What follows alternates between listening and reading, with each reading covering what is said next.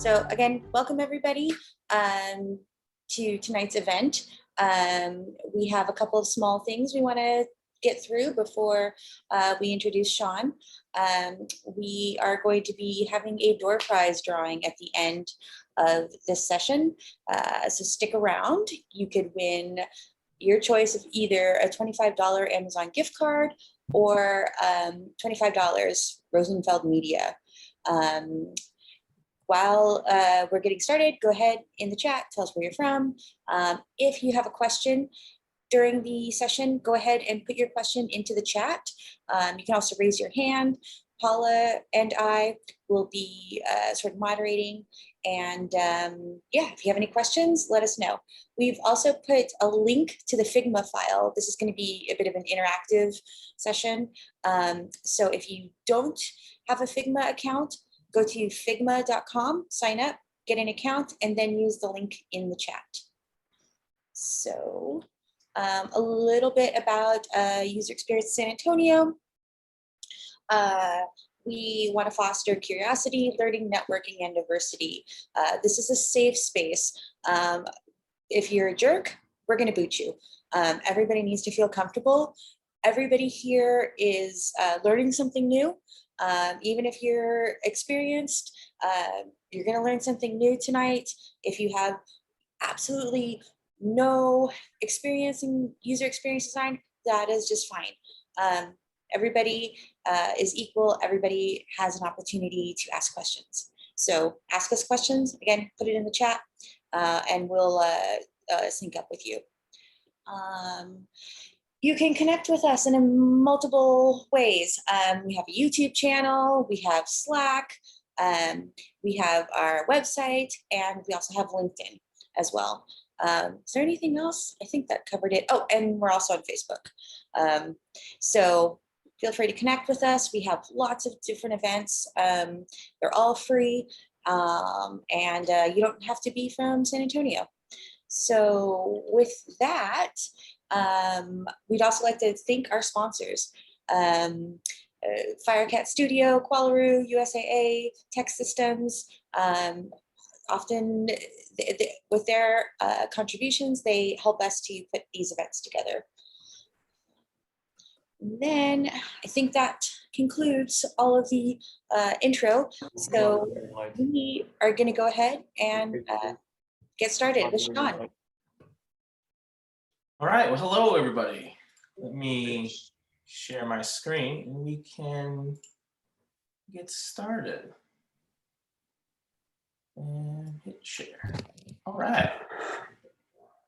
Welcome, welcome. All right, designing smarter Figma. I'm Shawn. I've been in the creative graphic design space for almost 12 years now. I myself have transitioned the last year and a half, 2 years over to product design.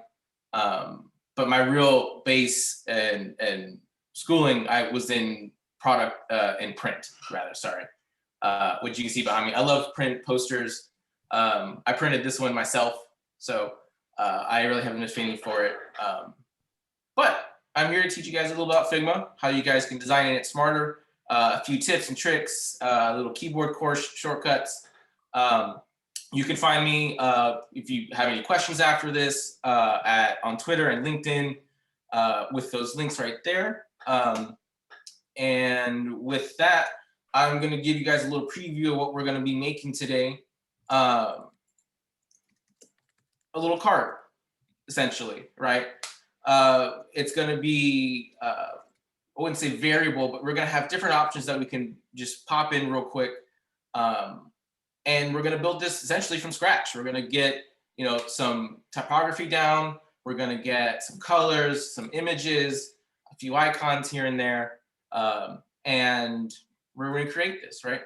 But as a product designer, we know that we're really trying to solve for a pattern, right? A solution that gets from user from one spot to another, right? So that whole process is called a flow, right? And being able to quickly come up with flows, that show different ways and user paths, right? Quickly is going to be, it's nice for your employer and nice for your manager, but it's also easier on you because you're just building out real quick things to just get the conversation going, right? And so one of the things that we're going to do is, before we really get into that, is just talking a little bit about Figma itself and what you can do to kind of like bolster and improve Figma and its functionality. So if you follow me, so you can follow me by clicking the top right up here on my tag. You should be able to click on me and follow me. If you get lost, you can wander around, but there's not much in the files just yet. Like we're gonna go through each file, each page over here, and get down to the very bottom where we're gonna have a finished product similar to this, right? So the Figma community is really nice, right? You can find it up here at the top left at the home icon. So if you get the top left up here, as you can see, I've already selected the plugins tab up here, but usually it's the Explorer is what you see first, right? And if you don't see this page right from the beginning, you're probably on your own profile account. So you'll probably see something like this that doesn't look anything like that. This is just all my drafts and stuff. So Figma keeps your profile, your work and your personal profile separate.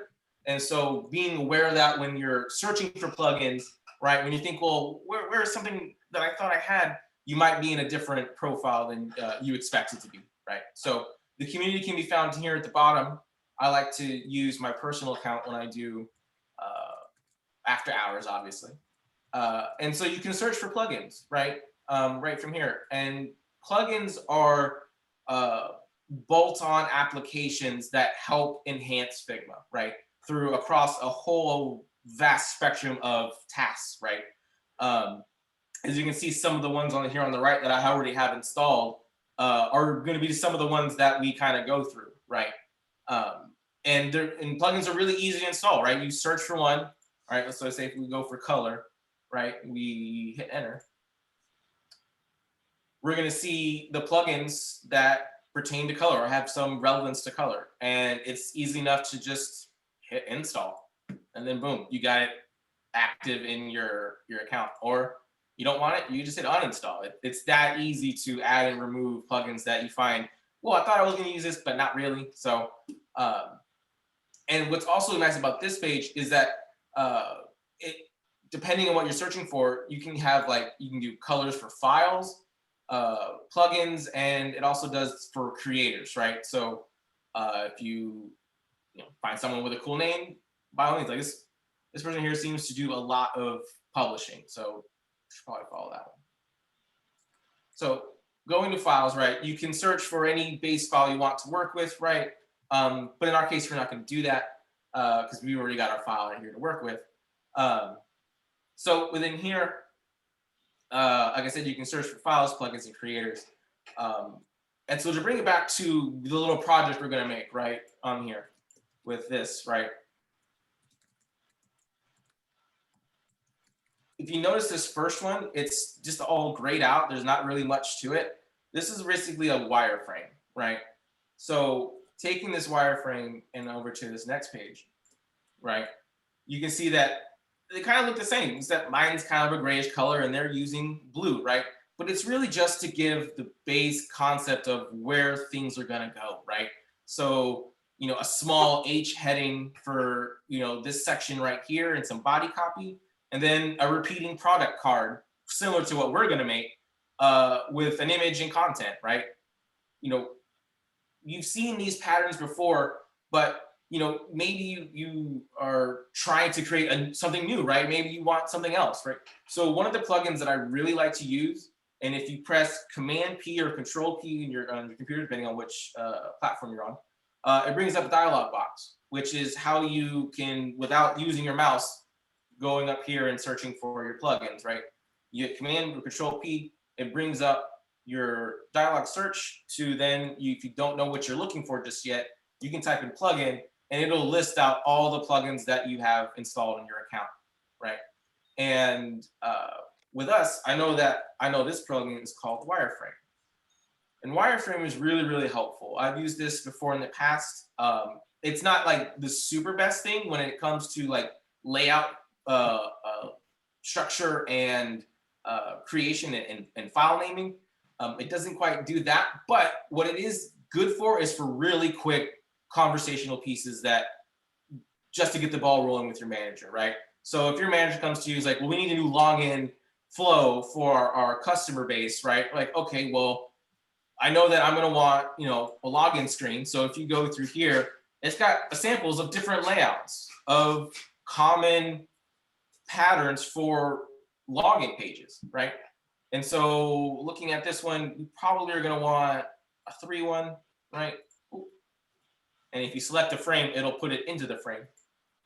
But we'll keep this guy right here, right? So we know we have a login, right? Now let's see, we're probably going to want to put maybe some e-commerce in here, right? So maybe something like that.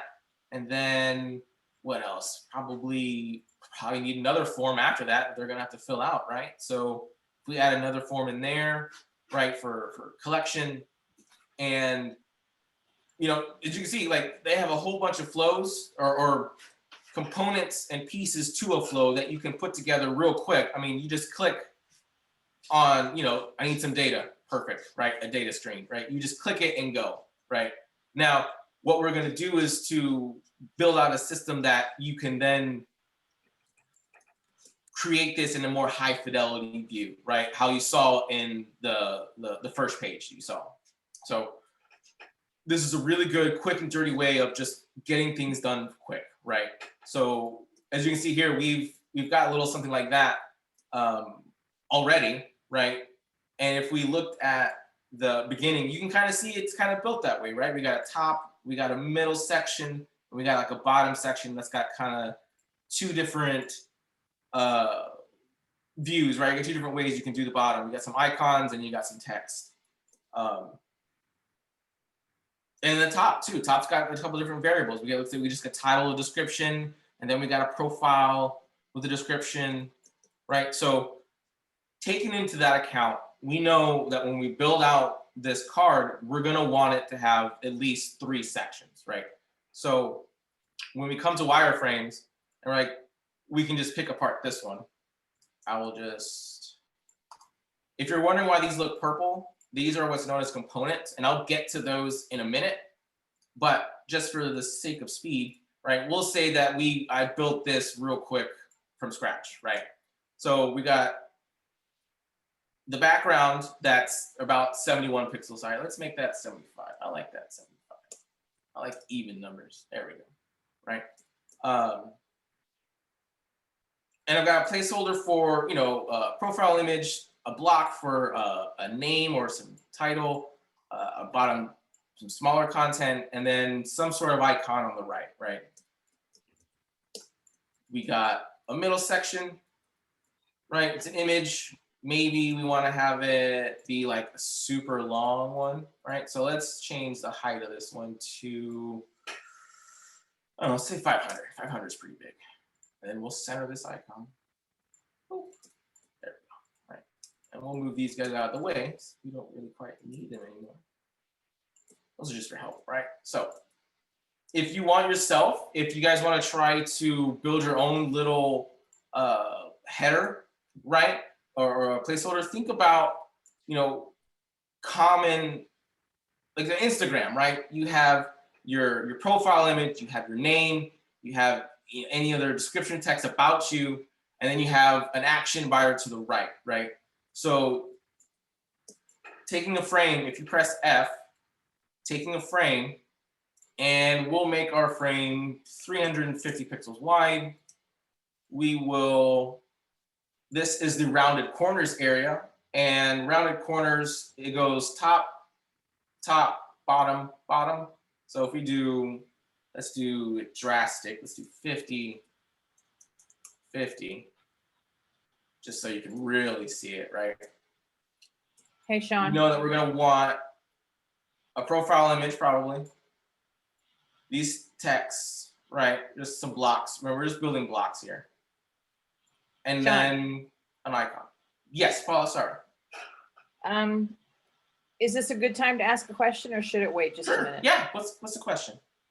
Okay, I'm not sure how to pronounce the name.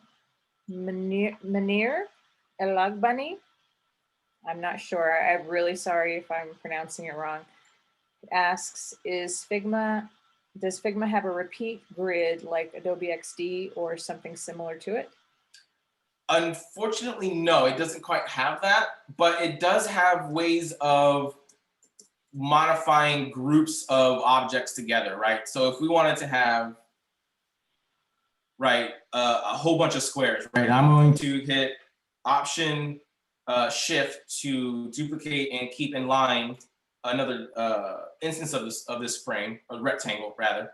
I'll hit Command D to repeat it, and then I will select all and then do another Option Shift on duplicating that, right? So right now, if I move, hopefully it's out of the way, there's no functionality yet, right? Oh, actually, I take it back. Figma allows you to adjust the spacing automatically, right? This is about as much close to XD as you're probably gonna get. But I mean, this is still very helpful. And if you have, and if you want stuff to fall in line, like you saw just there, you hit Shift A, which is auto layout. Auto layout's really nice for having things automatically move depending on what's inside of it, right? So to illustrate this, I will increase the space between objects, right? So I'll put 15 pixels between each of these squares. But as you can see, the frame, it's hugging the contents, right? So there's no space. So if I put a fill in the background of a color, right? Let's just do white. You can see that you don't see it top, bottom, left, or right of these squares on the outside over here. You just see it on the inside.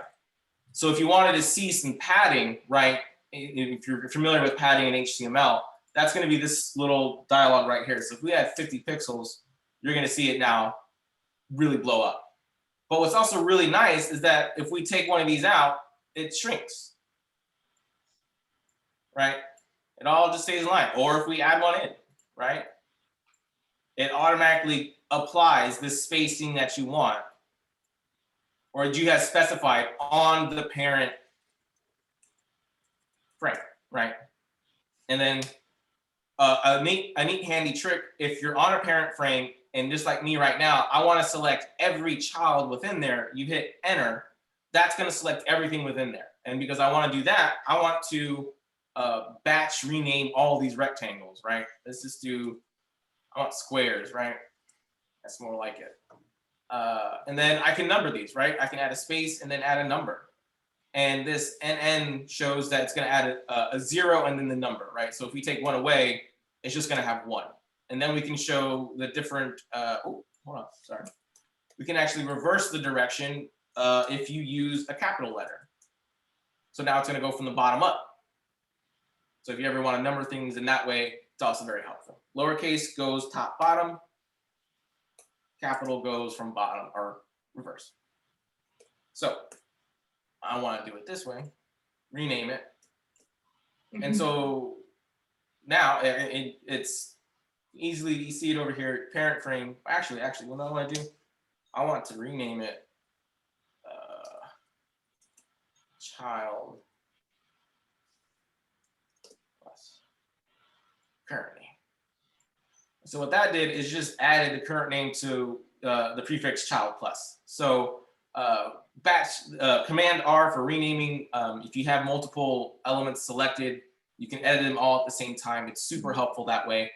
And then remember, having that Shift A for auto layout allows for this functionality of it, like collapsing down as you add more elements, or remove or add more elements to a parent frame. That's awesome, Shawn. We got someone who wants to know, how did you learn all these shortcuts? Where did you find them? A helpful thing, and I think this is actually a really cool thing about Figma, is the help resources down here in the bottom right.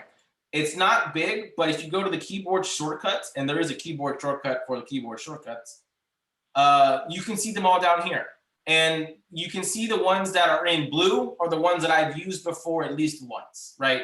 It'd be nice that to see if there's a meter to show how often I use a particular hotkey, but all they have right here is just a visual way to see that like I don't use the command numbers to open my layers panel or assets panel.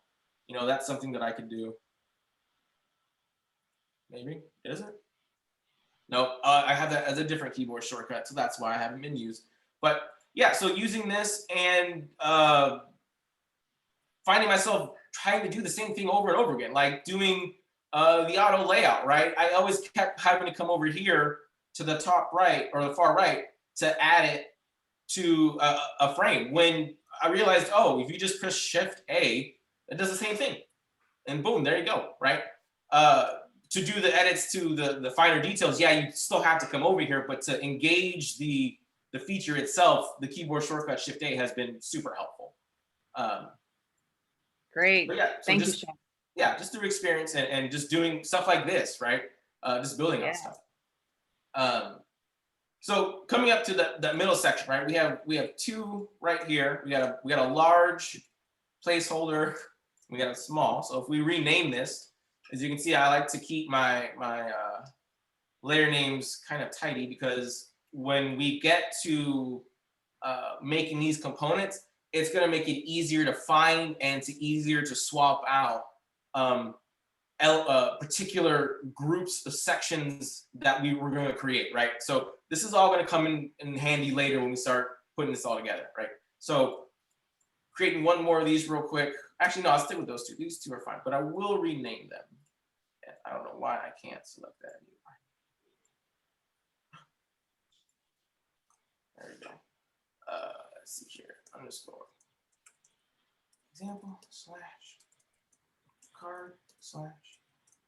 Now, this naming convention is entirely up to y'all. However you guys want to do it, I do it this way with the slashes, with spaces on either side, just so it's a little more readable. I've seen it to where there's no spaces and it's just a whole bunch of text. There's no, I guess, real right or wrong way, but when it comes to Figma and having it categorize itself, I guess, or organize itself more efficiently, having a slash is really, really helpful. So using a slash in your naming conventions is going to be super helpful going forward. So let me just finish naming this real quick. Let's see here. Place holder small. We'll do Command R large. Oh, okay. And let's rename this one. We need to name this. We'll give it something new, because we don't want to get confused with the stuff that's already been made. Let's make our own stuff, right? So let's actually rename this. Instead of example, let's do UXSA, right? Let's do that. Let's make it caps. Let's make it caps. Oh, there we go. All right, and we'll make this one. UXSA. We'll make this one. Oh, that's it. Make sure you spell it right, because if you don't, it will make a new instance for that in another location. So let's go to this frame. Doesn't have a name yet, so let's type it out. /card /top /placeholder.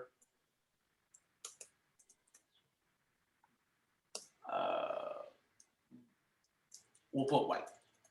Now, I will say it's not best practice to use a color in a name, because what if you change the background color and now the name doesn't apply? So avoiding that would be a good tip for going forward, but just for our purposes, I'm going to do it that way, just so we have a different spot for it. So one of the things that I was talking about, oh, actually, we got to make the bottom. We didn't make the bottom just yet. So we take this bottom, right?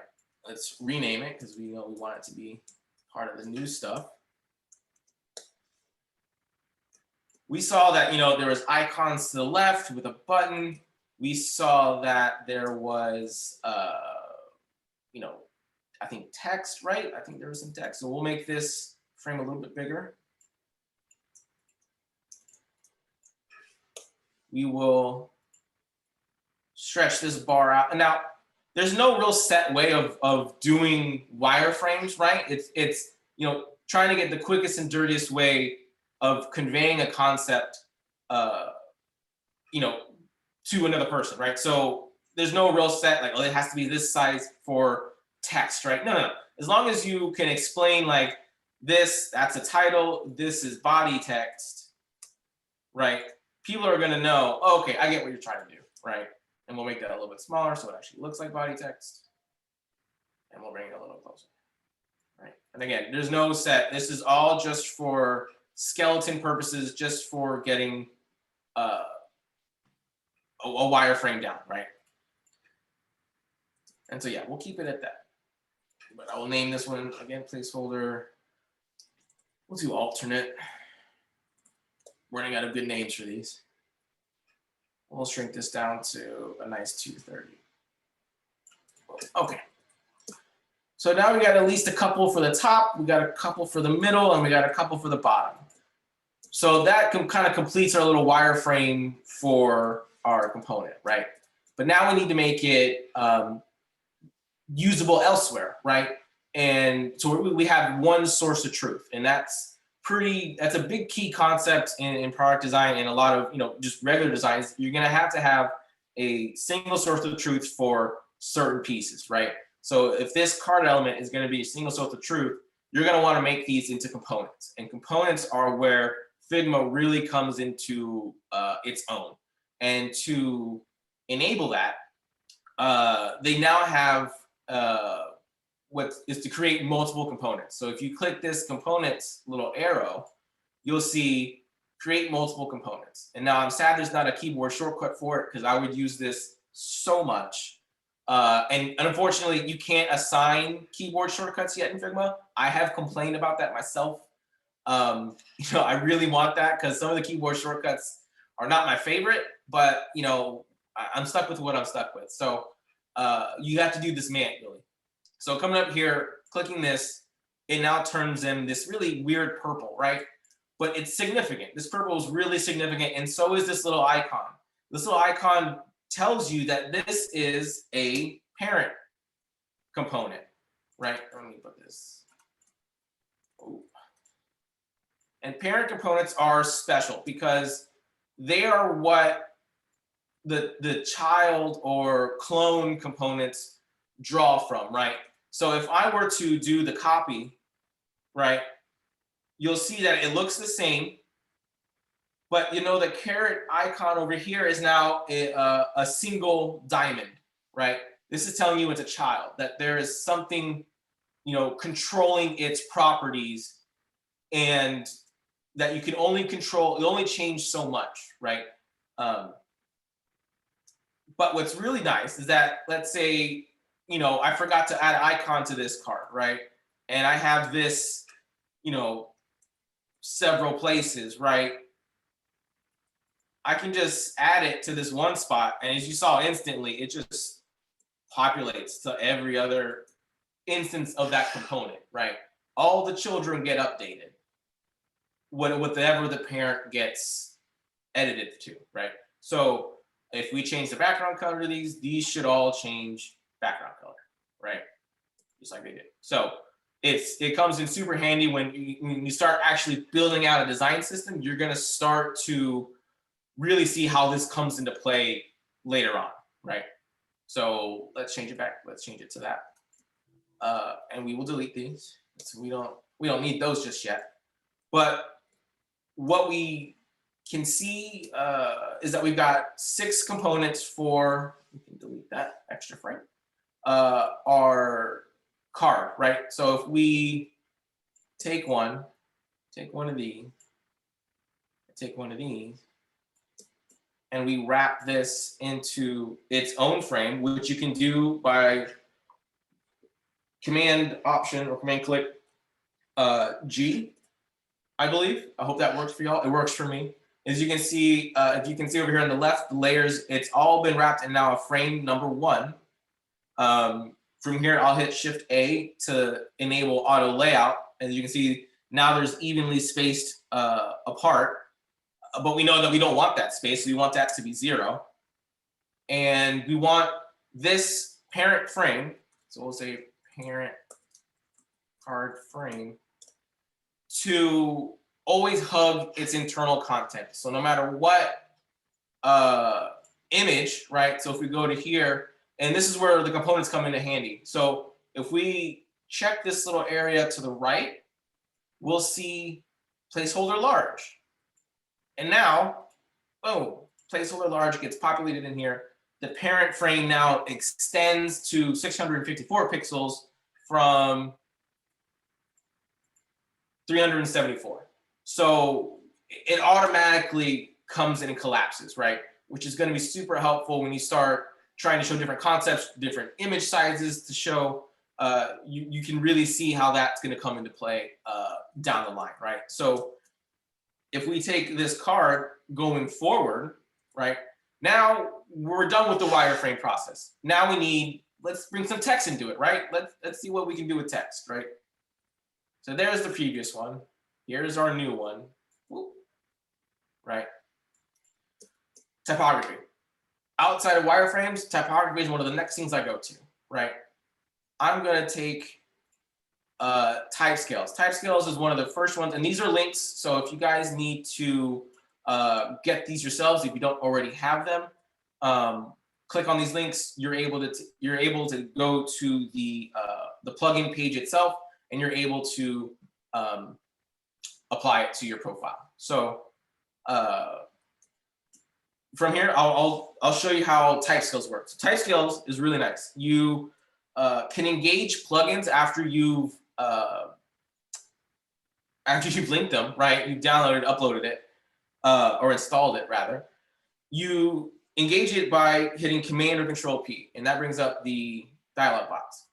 We're going to type in type scales. We're going to scroll down to type scales, and hopefully you guys can see this little typography dialog box. This is really great at getting you the size of your typography down, right? You can adjust your base size if you know, like, well, my company or I like to choose by 14. I personally like 16 as my base size. You can go up to whatever size your little heart desires, right? But we're stick with 16. Scale is how the different font sizes relate to one another, right? So we're gonna do a minor third or a major third, or the golden ratio, which is really, really big, right? Maybe we don't want to do that. We'll probably just stick with the major third just for that, because 61 pixels, that's not too bad. I want to adjust the line height. I like mine just a little bit smaller at 1.1. Whoa, come on, there we go. Scales is talking about the number of different options you have above your base size. So we're gonna have 6 different bigger type sizes above the base, and we're gonna have 2 that are below. And you can add as many as you want. Now, mind you, smaller you get, it's gonna be harder to read. So 2 is probably pushing it, right? I wouldn't go any more than 2, to be honest. 10 pixels is really, really small, especially on some devices. So just be aware of that. But this is really good for, we can do round values, which is really nice. I like to do round values. And you hit generate. And generate is going to make it right here. So we're going to get a nice little frame of all the sizes that we wanted, and with a quick caption for, showing the font, right? But we weren't able to select the font, right? And that, I don't know what this is, but I know I don't like it, right? And it's Roboto, right? I'm not a fan of Roboto. So let's change, it's actually used one of the other plugins, Font Preview. Font Preview is really nice because it's going to do exactly like what it says. We're going to be able to preview the font. Scroll down, hit Font Preview. It's going to take a second to load. But once it does, you're going to have all the fonts that are available over here on the right-hand side. But now you're actually able to see what the font is, right? Which is so much more helpful, because unless you know it by heart, this is just not a great way of displaying fonts, right? So it's really nice. You can have favorites. You can do a search for fonts. I've got a few favorites here. I'm gonna choose this Courier. I like Courier, but I don't really like how it's, in my opinion, backwards, right? So I'm gonna close that down. I don't like how it's backwards. Let's try to fix that. So let's remove that parent frame. We'll select it, hit Command-Shift-G. That removes the group or frame. And so now we just have all the text by itself. Then we can do actually, I take that back. In order to do the next thing, which is reverse layers, which is super helpful, which obviously didn't do anything because we have to, it takes effect when you wrap things in a frame and then use the auto layout. So if we group things again with Option Command G, that's going to give us a frame. Shift A gives us the auto layout. Let's adjust the space again, 25. We're going to want to now select all the children within this frame. We'll bring up the dialog with Command P. We'll do, since it was the last thing we did, it brings up the last plugin used. So hit reverse layers again, and boom, now thankfully it's in biggest to smallest descending order, which makes me happy visually because I don't like it the other way.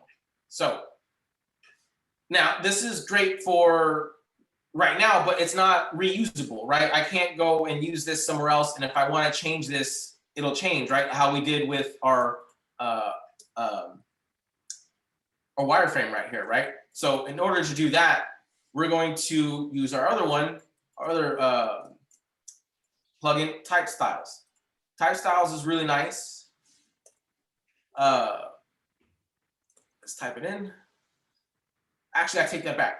It should be Styler, not Type Style. I'm sorry.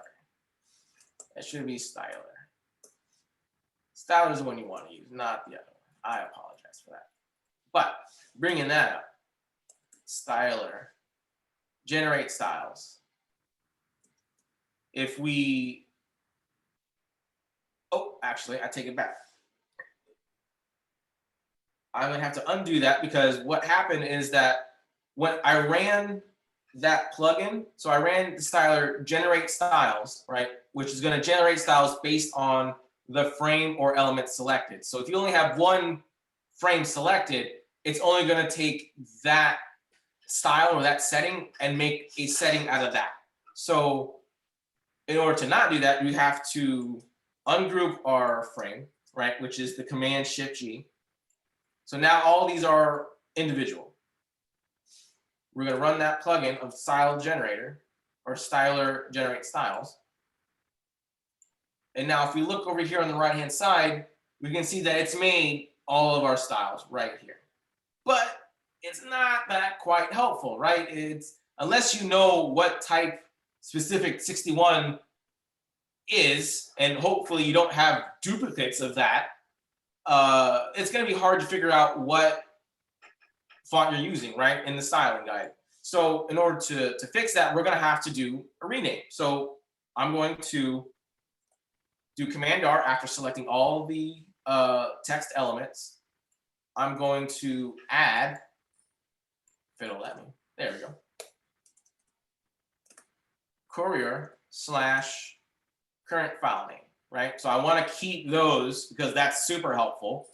But I want to make sure that at least I know what font I'm using, right, of that particular size, right?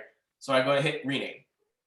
Now, that still didn't quite solve our problem, but that's okay because you don't have to go in individually, and if I move this out of the way, edit and then delete all this and edit it, right? We can use batch styles. Batch styles is really helpful for this exact purpose. So I want to bring up batch styles with Command P, batch styler. It's going to gather up all the available styles that I have in this document. I know that these styles right here, I want to just delete because I need them to be renamed. Because when you do, and we'll hit Command P, run style generator.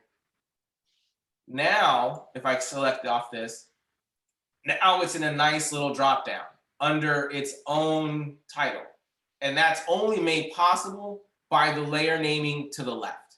So that's why, like, keeping your layers named and keeping up with it.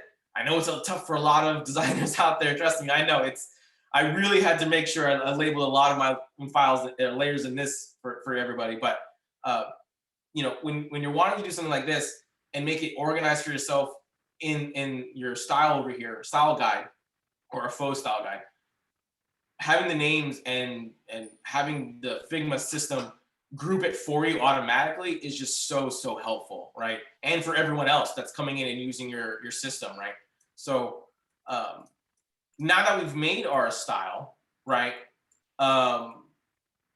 Any adjustments you want to make to our style, we can use the same plugin. So we go to Batch Styler, and let's say we want all of our high, where's Courier? There's Courier. We want 39, 49, and 61 type size fonts to be bold, right? And let's say, now we'll leave everything else, but we'll update the style.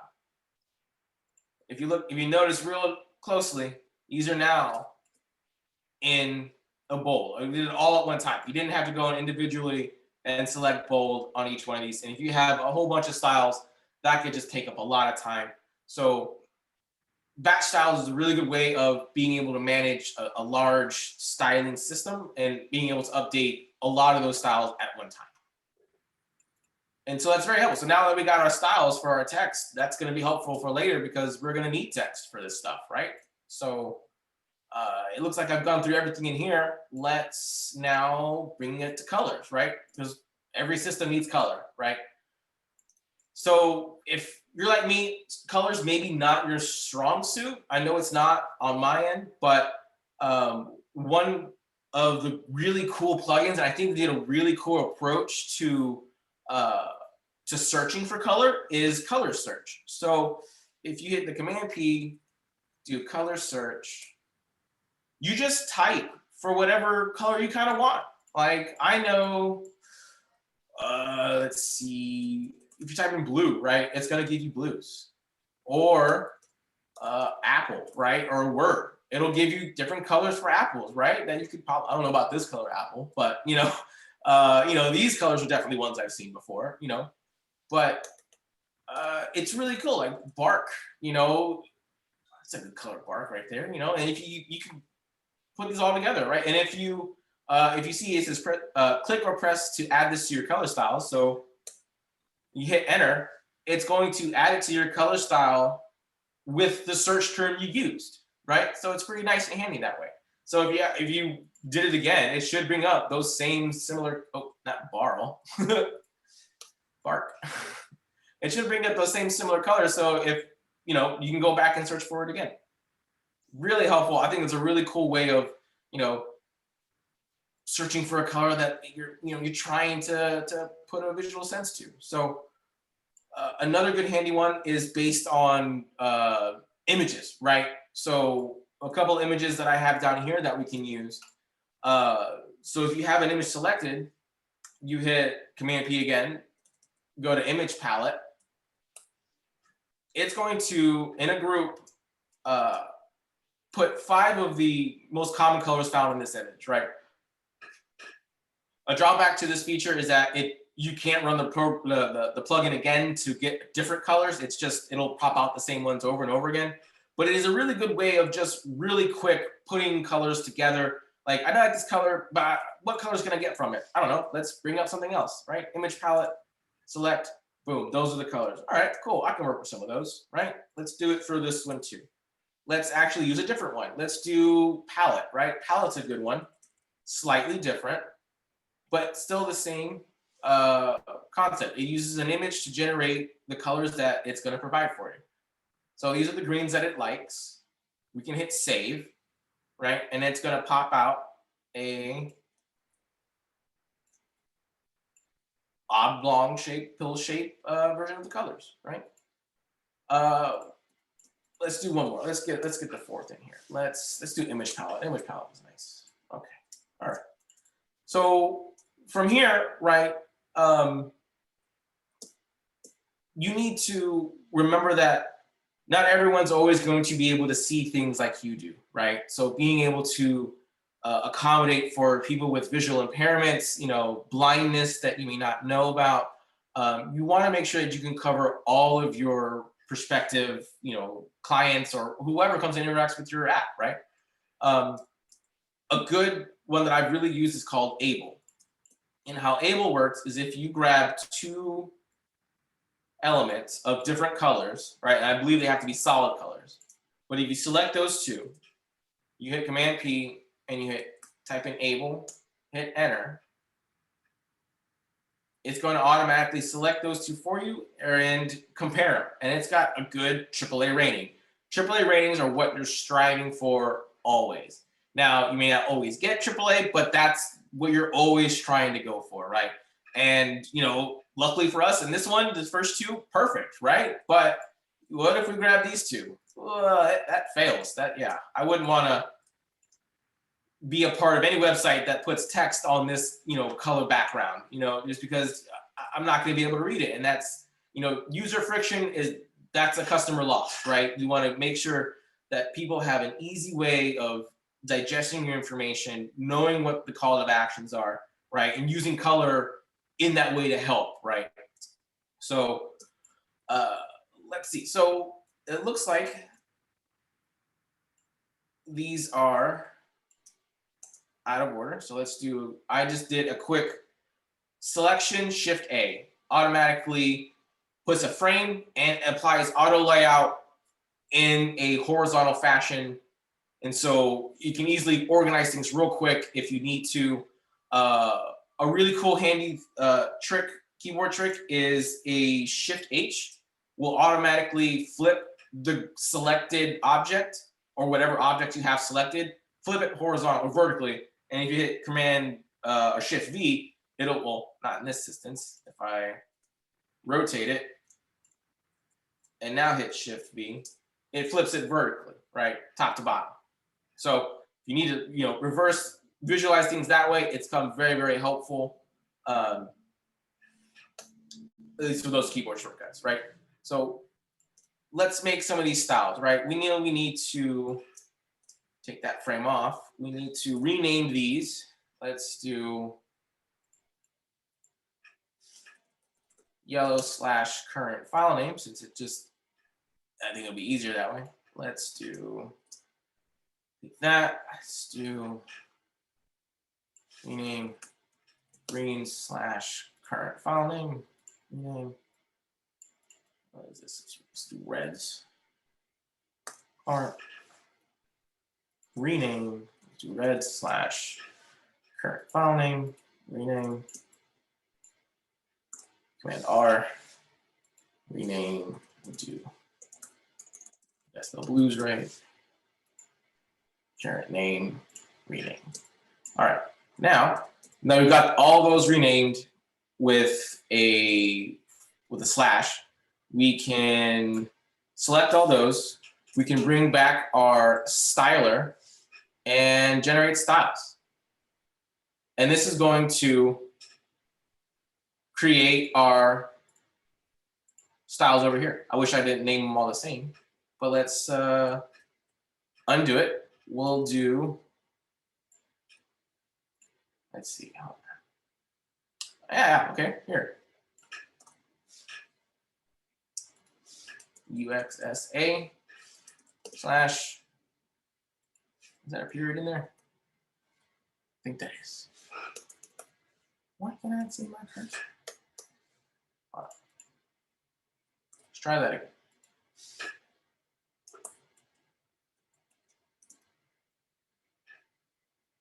Currently. Oh.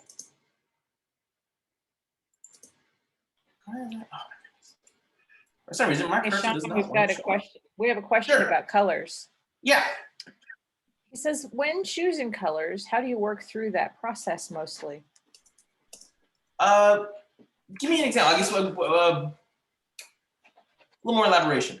Yeah. So that was my question. I guess obviously there's the psychology of colors, there's the user research that you've done, there's the application or website or whatever else you are designing for that you have to take into consideration. But when choosing a color palette, what is the process that you walk through? I guess most of the time, what do you take into consideration the most? So I'm an in-house designer. So I work with one primarily brand design system usually. So you have if it kind of chosen already. I'm sorry. So you have those colors kind of already chosen because of the in-house design branding system that you work in. Correct. Yeah. Right. But if you're developing something new, right, that's something where using that psychology of color, right, and then what sort of tone you're wanting to carry. Are you trying to be playful? Maybe you use a little more pastel-y colors, right? Or you're trying to be more serious. Maybe it's bold, really focused colors, right? I know Figma does it really bold, and I think. Dropbox used to be pretty light occasionally, but then they started going a little more bold in their color system. But yeah, it's just really, there's also, Zach, documentation that comes along with some of these projects that, we're striving to hit this demographic, right? Okay, well, if it's an action crowd, okay, maybe some more reds, some more oranges, yellows, some stock colors, get them to action, stuff like that. Or if it's like yoga, you maybe want to use more purples, blues, calming colors, right? You can start to play with it like that. But as far as an agency and stuff like that, I still feel that brands are going to have something for you to work with, right? Yeah. And then from there, you might actually be tasked with developing a new color system, right? Mm-hmm. And then from there, you can, sample, right? Okay, well, here is these reds, right, or these blues, right? We'll go with the blues. Blues are better, right? Okay, well, let's try to adjust this color. We'll have to break it, right? But just slightly changing the tone, like, okay, well, what does that do? And then making a style and then applying that to some other elements and then using that as part of your mock-up, right, can really gauge you can gauge your reaction from your managers or whoever you're showing it to and see that, okay, well, they didn't really quite receptive to that, or yeah, they really liked it, I can go down that route. But yeah, there's a lot of avenues you can go down with trying to determine what color you want to, but those are the main kind of avenues I take, right? Yeah, and that's and I know color isn't necessarily what this is about, so I apologize for kind of derailing. Totally fine. But we have time. Don't worry. I do have a question really quick about keyboard shortcuts as well. You're zooming through literal zooms and scrolls and things like that. I would assume you're not doing it all with a mouse. I would assume you're doing it all like sort of with keyboard mouse combinations. Yes, correct. Yeah, I am. Yeah, there's combinations of both, right? I'm trying to be more vocal with what the keyboards I'm pressing, right? So of course, all the keyboard, I haven't done a keyboard command that I haven't told you about. So okay, perfect. All the ones that I've been using, I've been telling you. So So getting back to the color and the styles, right? Doing that naming convention, adding all UXSA to all our colors, right? Allowed for now all those colors to be found in one place, right?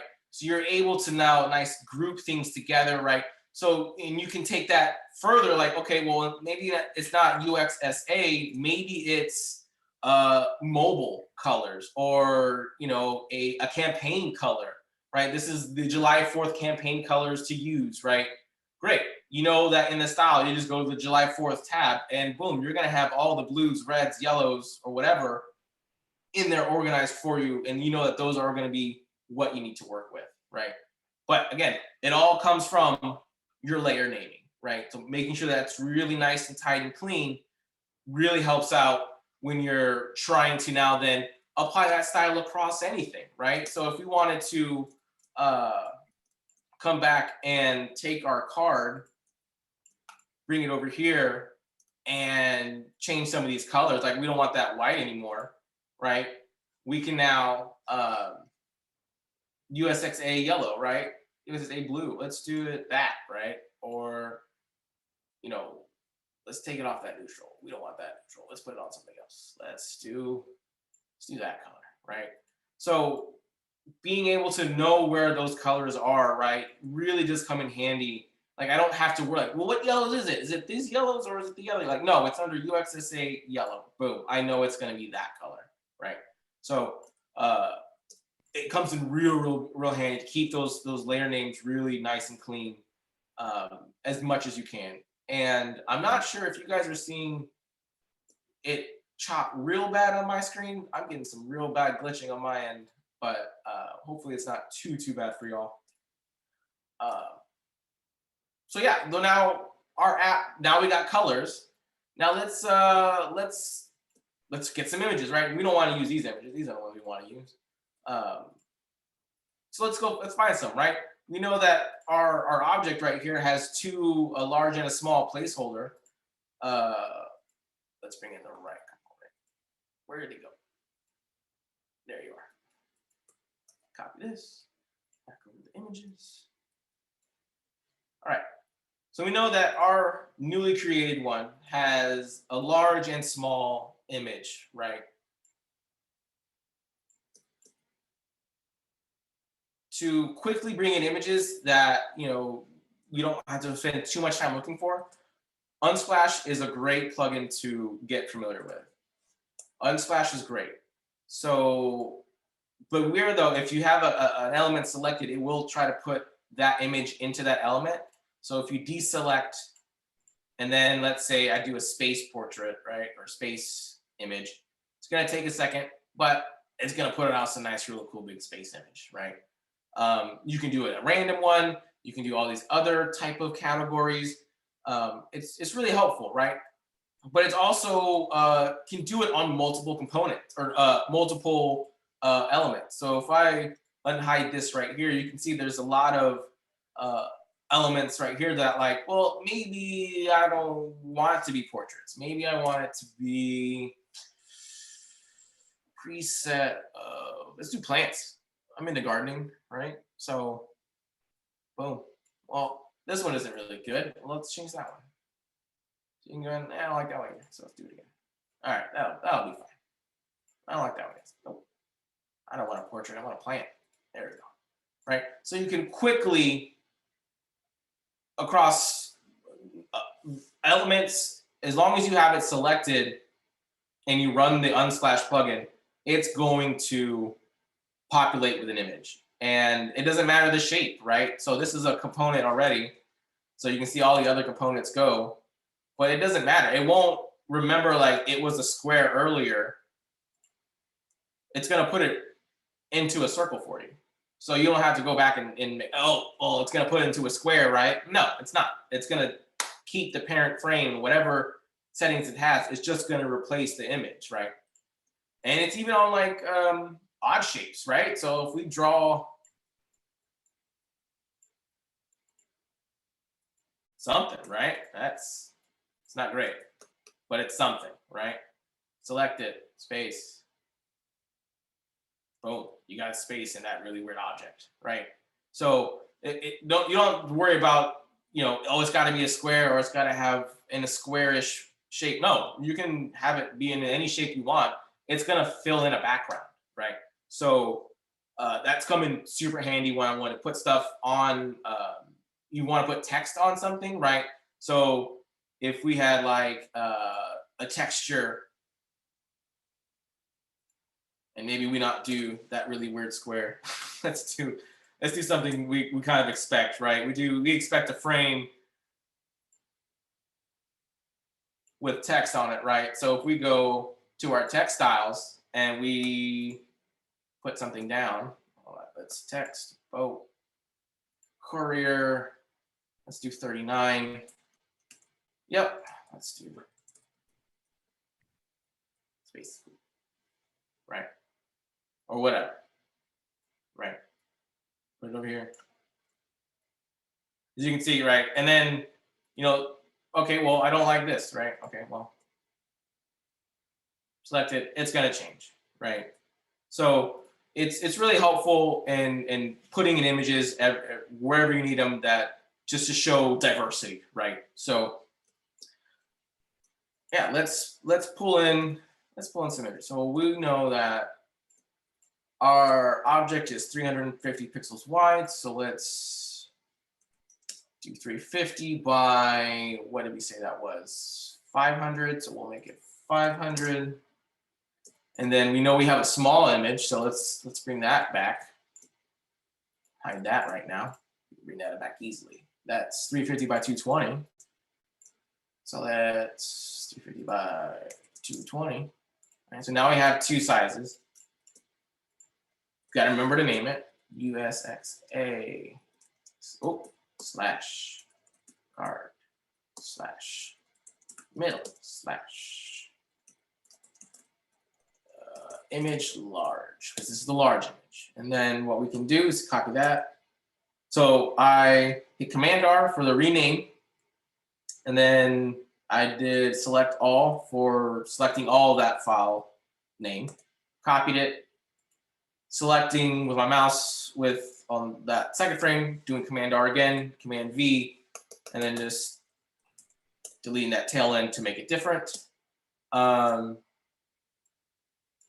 Let's make that image different. So we'll do that Command P to bring up our dialog menu. The last one was unsplash, thankfully, so we can just do that. We'll do space again. We'll do the moon. That's pretty cool. All right. Now, we got to make these new components because we need to be able to substitute these areas for actual stuff, right? So we're going to go back up here, hit multiple components. Perfect. Right? Now, if we go over here, I don't select that. If we select this middle component and take off that, you can see it's selected. We got a child. You come over here, this dialog box. Oh, I got the wrong one. Let me bring the right one in, because that should be, isn't that the right one? Did I spell it wrong?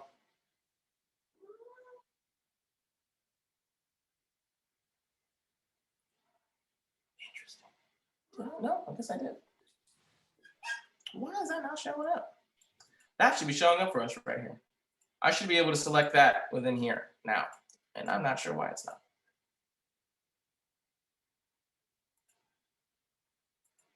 Interesting. All right, well, that's something new.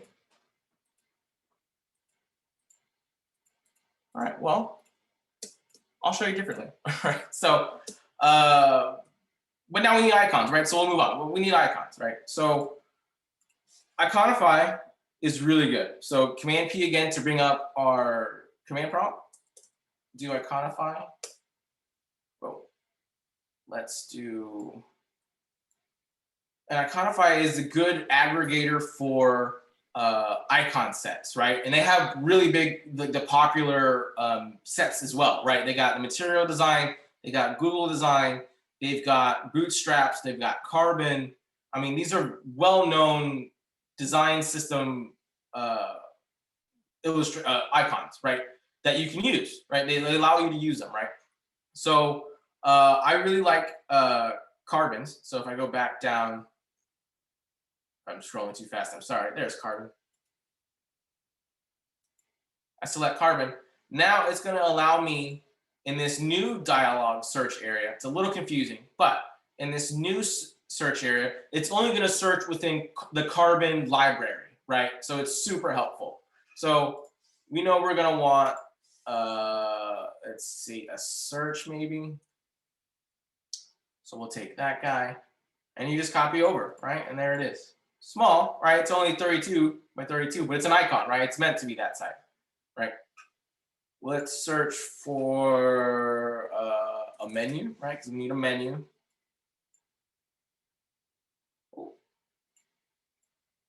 Let's see. All right, and then we need what else? We need probably a share icon, right? This is going to be a social aspect. Got to be able to share it. And then let's get one more, making it even 4. Let's do a save, because you know it'd be nice to if you could like save it, right? Yeah. So let's grab that icon. Again, hit Shift A, brings everything in a line. Hitting 0, and then ungrouping with Command Shift G. So we got a few icons. They're not greatly named. I don't like how it says carbon in front of it. So I've selected all of them. I'm going to hit Command R to bring up our renaming menu. I'm going to close down Iconify since I don't need that anymore. I'm going to match carbon. So if I type out carbon : it's going to replace that with what we want it to be. So hopefully if I do UXSA / card / icons. And wait, and then I gotta do one more / and then current file name. Oh no, actually, I take that back because it's already there. Okay. Oh, so now we got all of our icons renamed separately, right? And they're going to be grouped once we do the create multiple components. So now, if we ever wanted to change these component or these icons to be a different color or something, we do it here, and it's going to be populated across the whole platform, right? So now that we got that, let's, you know, kind of bring it all together, right? I'm going to use the example that I had previously created because that I know that this works. But it's basically, I did the exact same steps to make this as I was doing with y'all, right? I just went a little bit further and made some extra little nesting components, right? So I went in and added a profile menu, at least a profile icon with a name, a description, a social aspect with the icon, a large and small button, and a few colors, right? Well, more than a few colors. And I got the same stuff. I organized it the same way. I did a top, middle, and I did a bottom, right? And all this stuff inside is built upon one another. So the text that's in here is using the style I created at the very beginning, right? So if I ever wanted to change this style, I change it here, and it's going to reflect everywhere, right, that I've applied it to. And a way to ensure that it gets used is to do what I've called nested components. So a nested component is taking a, oh my goodness, I apologize for that. Let's just do that. So as you can see, I took out all the frames that it was wrapped in, and you can see it's now all purple, and with those icons that I talked about at the very beginning. These are all parent components, except for colors. Colors are not components because it's just the styling. So those stylings are over here. So you can see all the neutrals, oranges, and you can see that I've got it all organized by underscore example colors blues, right? And then each blue has its specific name, right? So again, naming is really, really key. So when I go through and just take one instance of each one of these sections, do Command or Option Command G to wrap it in a frame, or hit Shift A actually to do that automatically for you. It'll also engage auto layout. But what I can do now is just swap out all that stuff that I created. So now, like, okay, there's that with the social score, right? And I know I want this to have the large image, right? And then this bottom placeholder, let's do content, right? We know we want content. And then we can engage Lorem Ipsum again, right? We want that to be 2 paragraphs. Let's make it that, right? Let's make it long, right? That's what it looks like. But you can see it automatically formatted itself. It pushed everything down, right? Based on its parent component and how it was built, right? And how it's built is how I was just showing you. You just, actually, I take that back. I'm so sorry. I didn't show you guys how to build these components. Let me take you how to build this one. This one's a little more complicated because you have to think about it in groups and groups and subgroups. So I will right click to detach an instance, and detaching an instance allows you to make edits, but it won't be able to be updated by the parent again, right? So you've broken that connection, and now you can do whatever you want with it, right? But if you have nested components like I do in this one, you can see there's still more red, right? That's still a component in itself. You can see over here in the layers, you know, if I hit Control-Z real quick, you can see it's purple, detached, it goes to black, but I still have this as a component. So if I want to make any harsh changes to that, I have to detach that like that. And so if you can see how I have this in the layers, I've got one big parent frame. I've grouped the text to the top as one frame. So you're going to have nested frames. And then this bottom section. So you've got two sections within the parent. And then this bottom section has two sections itself. It's got the text and a button, and it's got the line above it. The reason why I do that is because if I don't, and I'll show you what that looks like. So if I undo that, oh my goodness, undo that. I'm just doing Command-Shift-G to ungroup these things. I'm just taking things apart right now, right? To show you that if I do, you start seeing some alignment issues come up, right? Like now this isn't looking like this anymore, right? And that's because of how auto layout works. And auto layout is how these components can stretch. See, so you can see the one on the right also moving too, right? Every instance of this will be changed, right? But in order to get it to work like this, you have to think about it in groups and rows, right? I think rows is a very good way of thinking about it. We know that the text and title, that's usually together, right? They're not really separate. So you can think of that as one row in of itself, right? Yes, you have, you know, two text elements, but really it's a text row, right? So we know that we can group that together, right? The bottom, you know that this could be a variable height, right? So we don't want this to be a specific height from the top. We want it to be always on the bottom, right? And we want that line to go all the way across, while the one-liner text right here is to the left, right? Even with the button. If we're toggle auto layout, like you can see right here, it shows that it's going to put everything in a line to the bottom right, right? So this is how you kind of align things within auto layout. So if you take a look at how it moves, right? And now everything's on the left side, right? So these top ones will do anything because I have set these two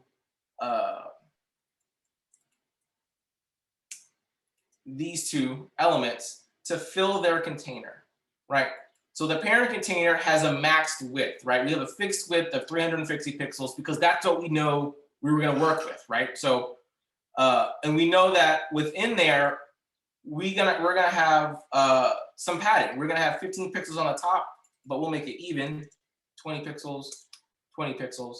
So now all around this is a perfect 20 pixels, right? Well, sorry if you saw that, but like the top element itself, it's all 20, 20, 20 for the most part. We do this button, that's 20 at the bottom, right? So it's 20 all around. I'll show you what if we disengage auto layout. We can actually make it look like how we want, right? I can manually do this, right? And those look good, right? Those look kind of, well, actually probably a little bit higher, right? But as you can tell, like this parent frame didn't come up to the bottom. They didn't scoot up to hug the button, right? Because you remove that auto layout functionality. And so when you engage it again, you're gonna see that, okay, now everything's all on the left side. And you can see that it's in the top left or bottom right, right, depending on how you do it. And now actually, if I make this frame bigger, we can actually make it more noticeable, right? So let's say you had a really big frame, right? And you want the alignment for whatever reason to be in the bottom right, right? You toggle your auto layout on the frame, which I've already done.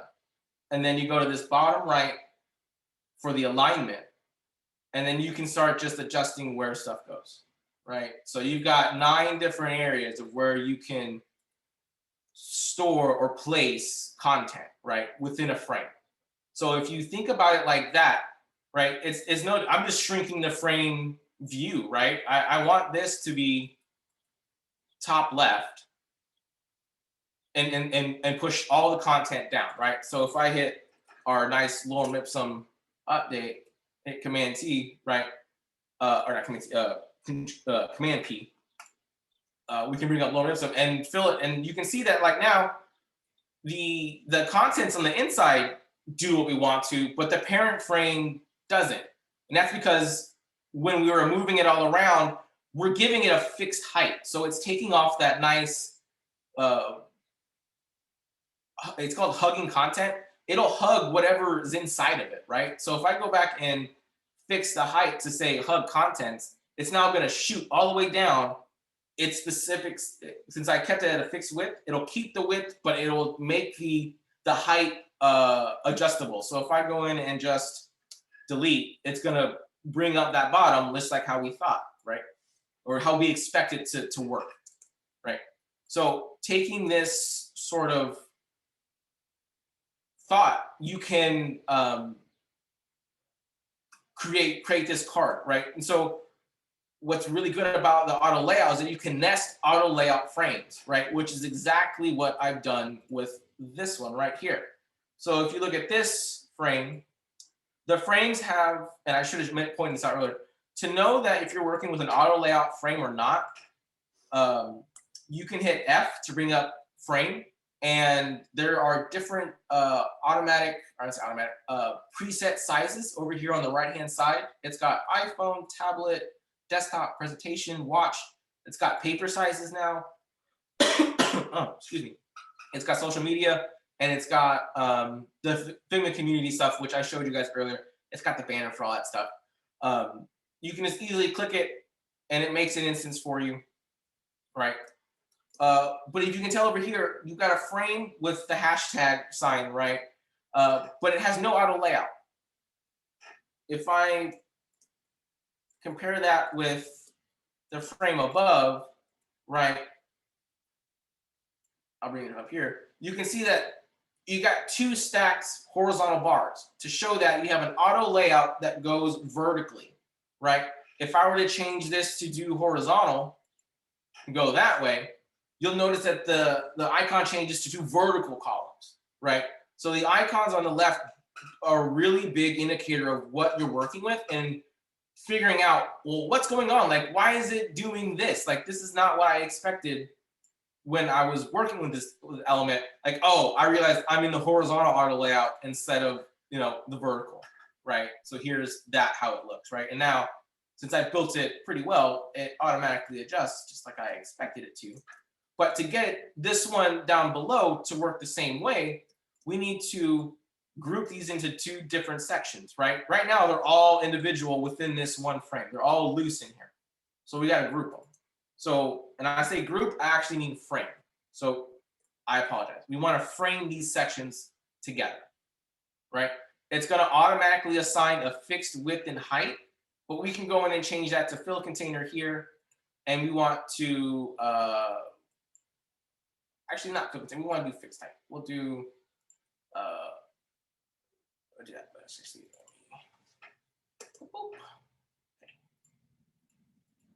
On this parent frame, fixed height, fill container. Okay, so now let's do the bottom section, right? Because that's another group that we got, or frame we have to make. So we got to group all of these, but this is also tricky in itself because I also have yet another frame nestled within there to get this to work properly, right? So I have a vertically nested component nested in a vertical nested component nested inside a vertical nested component. So you can nest these things all the way down, right? It gets kind of convoluted, so got to be very careful with how many you do. But doing it this far is obviously it's necessary, right? You got to go sometimes 2-3 layers deep in order to get the expected outcome you're looking for, right? And so to, again, show you how I built it, I'm going to wrap these two bottom elements into a frame itself. And if we take the concept of thinking about stuff in rows, right? It's the same concept. We got a row for the content, we got a row for the line, and we have a row for the detail and button, right? Those occupy the same row space. So taking that into consideration, we want to group these two at the bottom. We want to engage our auto layout. It's automatically going to do it, I believe, in the orientation of which you have the elements. So if I take this out here, ungroup these, and I do it like this and hit Shift A, it's going to group them automatically in the horizontal direction. So it's kind of like a cheat to get the direction you want to go without having to go over here. It's just to align the elements in the direction you want to kind of haphazardly, and it will do the automatically for you, right? So this one, I didn't do that, so it did it vertically for me, so I need to do that to horizontal. I need to make sure that this is to fill container, so it's gonna push it all the way out, but you didn't see the inside frame move, right? And that's okay, right? We know that this guy is gonna need to be spaced between. Now, space between is a really interesting concept that they put into Figma. It's going to automatically adjust the space in between the elements to occupy the container that it's in, right? How I just set its parent container, frame 3, to fill its container, which is the parent container, which of this one, of the action area, is set to a fixed width, right? So it can only get so big. But we can keep adding stuff in here and it'll put it in there perfectly. It's gonna make sure that however many elements you add into this particular area, right, into this particular frame, we'll name it. We'll do button plus description. So anything we add to this button description frame, it's going to nicely put it in the middle. It's gonna like put it really in the middle for you. You don't have to do it yourself, right? It's just gonna do it for you. And it automatically adjusts if you start like taking stuff out. Okay, Shawn? Yeah. We are at just about 4 minutes to 8 o'clock, just giving you a time check. Okay, great. Yeah, and I am just about done. And yeah, so I'll try to wrap up real quick. So we know that where's quick letter. Okay, that's all within the button description. Here's the line. Lines are really cool. They can behave automatically in a way because you can set it's also its width to fill container, which is how we get this one to play just like we expect, right? We want that horizontal line always to be within the frame, within that parent frame, no matter, you know, how much content we put in here, right? It's always gonna be just like that, right? It hugs, right, just like that. So same thing here, right? So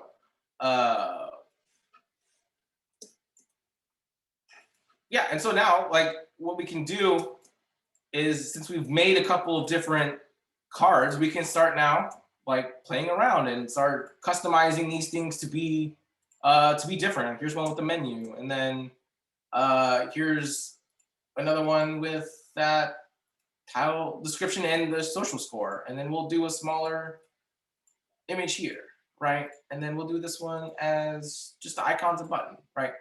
So coming up with different variables and then doing the unsplash, right? We can trigger unsplash from in here. We just select the children, right? The images, the large, small, right? Whatever one.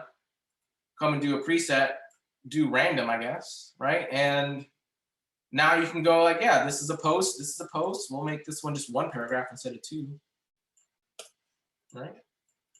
So being able to, and then, oh yeah, I forgot, we haven't even changed color on stuff. Man, like, we have all these colors to choose from. I didn't do it.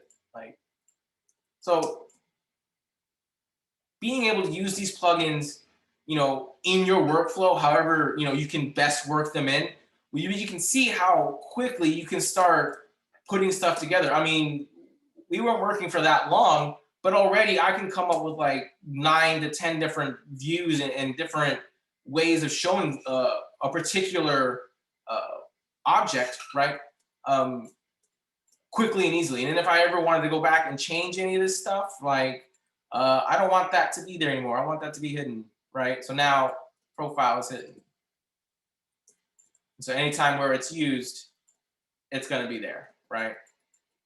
So it's super helpful in that way when you're trying to make mass edits across everything. Yeah, so that's just about it. I know I'm right at 8 o'clock right now. Do you think I had time to just to highlight breakpoints, or do you think I'm out? Well, we have planned, so Paula, and correct me if I'm wrong. We plan to start doing the door prizes at 8:15. So if you wanted to hit breakpoints really quick, I think we might have time. Awesome. Yeah, why don't we ask the chat and see how many people have time to stay on? We've had a few people leave off. Yeah, and I thank you to everyone that showed up today. I appreciate it. If you want to stick around, I'm not going anywhere. So if you have questions, you don't feel comfortable being on recorded, obviously we're going to start recording soon. Yeah. You know, then you can ask questions then, totally fine. Or if you want to reach out to me personally, you have my contact information on the front cover card page. Feel free to reach out to me there. I'm also in the Slack channel under Castillo. So if you ever want to chat me there, I am there. You can find me. Again, like appreciate you guys all attending. Yeah, Shawn, we have a go. Yeah, everybody's saying, keep going, keep going. We'll stay Okay, all right. Yeah, so breakpoints, I'm still new to this, so I don't have a lot to show you, but the concept is very, very powerful, right? So if we take into consideration, right, if we take one of these guys as something to work with, right? Pop it in place here. Breakpoints is cool, and if you're unfamiliar with breakpoints are, imagine when you're messing with your Chrome browser window, right? And you're like making it really big and you're making it really small, and you see stuff change at certain points. That's called a breakpoint, right? So if you pass certain points, the code in the background is gonna be like, okay, well, we usually display stuff like this. Well, I don't got that much space, so you hit this point, I'm gonna display it in a vertical column now because that's all that I got room for, right? Or however the developer or design system accounts for, but you're hitting points on a scale that trigger layout changes with whatever you're viewing, whether that's an app or website, right? So, and in Figma, that's still kind of hard to show. One thing I haven't touched on with y'all is prototyping. And prototyping is really big in Figma. It is like, that's a whole other course to try to get y'all guys on. But prototyping is really big because you can actually like link stuff together and create a true prototype of an experience, of a user signing up or a user engaging with the website, right? You can build those views or pages out and then prototype link them together and actually make it like a full website. There was a designer when I was at my old job had submitted his resume as a Figma website. Like he made a website in Figma, did the prototype for it, and then used that prototype sharing as his resume. It was very weird. I've never seen that done before. It was strange. It made me want to try to do it myself, right? But it's not like an actual website, right? It's different, but the concept is still there. He had his different views for the different sizes. If you're on mobile and stuff, it was really well thought out, right? But to show you what I'm actually talking about, right? It's a plugin. So we engage it just like any other way. We do breakpoints. And here we go, right? So let's do a new one. And it's going to spit out this frame down here, right? And it's going to say, hey, there are no breakpoints. And that's fine because we haven't assigned anything yet, right? Breakpoints works off of frames. And what I mean by that is that, let's say you have, and I just pressed F, and I'm going to get a iPhone 8 frame. Hit F again. I'm going to go to tablet and get the iPad Pro. And then I'll hit F again to get a Surface Book, right? So imagine, we've got our, our stuff on mobile here. Here we got it on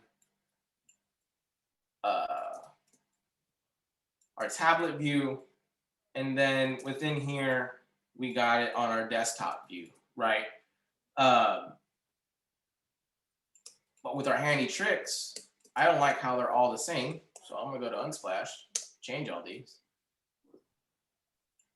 Right, so you see how quickly it is like, oh, okay, great. Instead of looking all the same, within a couple of seconds, I'm gonna show you something that looks, a little different, vast, right? And then let's do the profile images, right? Let's make those not all the same. Hopefully she's not posting all the time, right? It's not usually how it works. So presets, portrait. Oh, now we got different people in each one.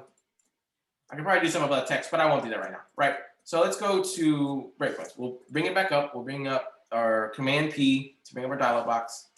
Do breakpoints. It's set. All right. So now we want to make another breakpoint here at 960, and then we want to do another one at, let's say, 1280, right? But we know that this is 375, this is 834, and this is 1500. Okay, so this is, let's do 375. Actually, no, hold on. Let's do 300, 375, and then to 960, 1200, and then, actually, no, let's do that. I'm still learning this too myself, guys, so just, I appreciate your patience real quick. I don't know how to delete one. That's interesting. Well, delete doesn't work. Okay, well, anyway, let me touch that back again. To assign frames to a specific breakpoint, you add the plus button. You do a plus, click the frame. It's going to associate this for the smallest frame. For the middle frame, I want to add this iPad Pro, so it's going to add that one there. If you're like me, you select off it by accident. Don't panic. Just select the display frame over here to bring it back. It'll bring it back for you. And then we're going to take this last one. Again, don't worry. Got to press the plus sign. And then there we go. So let's see. Okay. Let's see. How do I do this?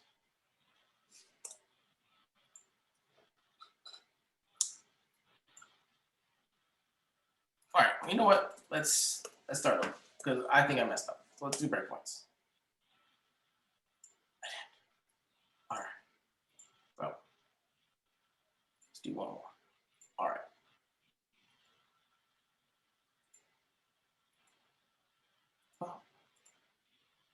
What?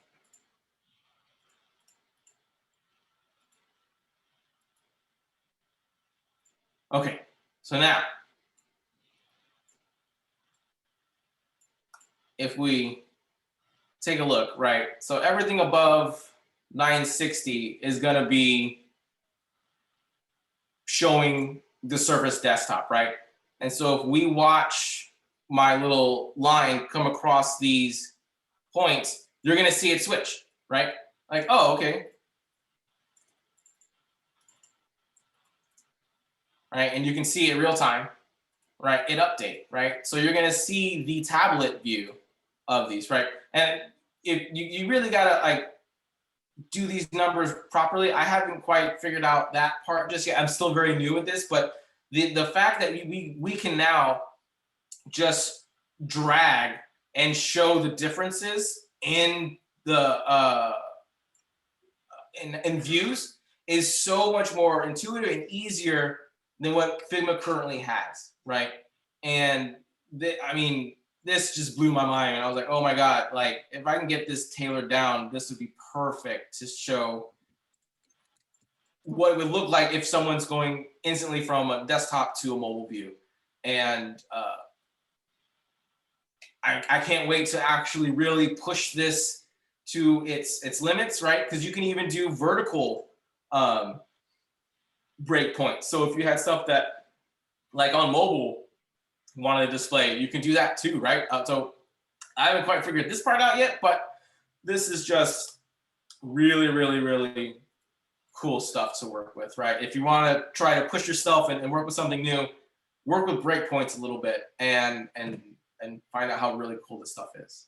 But yeah, that's all that I really had. Any questions you guys have, want me to show how I make something, I can make something for y'all. However you guys want to do stuff, I'm here. I know that Paula and Adrian have some group stuff to do here coming up, but any questions, I'm here. I can definitely show y'all. So We did have one question that was posted much earlier, and that was, are you using a laptop, a desktop? What kind of device are you using for all of this? I bounce around between both. Right now for this presentation, I'm on a desktop. I'm on an iMac, but just single monitor. I don't have an extra one for it. It's just a single. But my laptop it's an older one, man. It's 2015 iMac, or not iMac, MacBook Pro. So it's still holding up. So I'm not getting rid of it, but yeah, I bounce around between both of them. Very cool. Another question is, have you ever used something called Stark? A plugin called Stark. Stark. No, I haven't used Stark before. Okay. I'm gonna definitely look that one up. Says it is a good one. He's used it when designing charts and graphs. Ooh, yes. Okay, yeah. Charts and graphs, definitely gonna need something for that. And that's Stark? And, yeah. Okay, yeah, I'm definitely gonna look that up. And Because that's something I know that my company's gonna start using here soon, is to show more graphs and stuff. So yeah, that's gonna come in handy for me. So I appreciate that. Good. I don't see any other questions that we haven't already asked. If there's anything out there, ask now or forever hold your peace, or save it for another time. We have, looks like people have had to say goodbye. So why don't we go ahead and do the door prize? Sure. Does that sound good? We can wrap up with announcements and the other things. Adrian? Yeah, I'll hand it over to y'all. Okay. Awesome. Yeah, I was just gonna say the same thing. Why don't we do the door prize and then we can continue on afterwards. So we don't have any announcements. At least I don't see any in here. Do you have any announcements, Paula? No, the next event, actually, it's the first time we've had a to be determined. So we're struggling to find someone, but we might have a meet and greet in person, just because here in Texas, we've been able to get out and meet a little bit more. But that is yet to be determined for sure, for sure.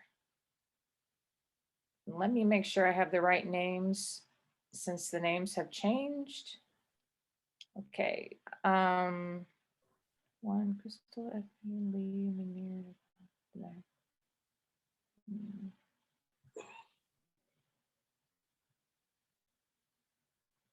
Okay, I'm going to share my screen and we will do the, how do you call it? The spinning wheel. Yeah, the spinning wheel. That's how you do it. Sorry, couldn't a brain moment there. Share my screen. This is kind of cool. This is something that we like to do. Anybody not here? I mean, anybody here that doesn't see their name on there? Roland, Bianca, Cassandra. I think Chris has left. Chris, are you still here? Yeah, I think you left. Yeah. All right, so we're gonna roll it and see who wins. Hey, Zach. That's awesome. Yay! Okay, so Zach, if you could send me a direct message in the chat and give me your full name and your email address, we'll make sure that you get a $25 Amazon gift card or a $25 benefit for Rosenfeld Media Books. If you don't know who that is, he's like a leader in UX publishing, but it's your choice. So go ahead and direct message me. Oh, okay, I got it. Thank you. And so let me know which one of those you want, and we'll make sure that that happens for you. Do we have anything else on this? Thank you very much. I don't win things often, so thank you. All right, Adrian. So I don't think we have any other announcements. Okay. Or do we? All right. All I see yeah. left is just closing, but sounds like we're not going to do that. We're going to continue on until Shawn just like shuts down his laptop and runs away.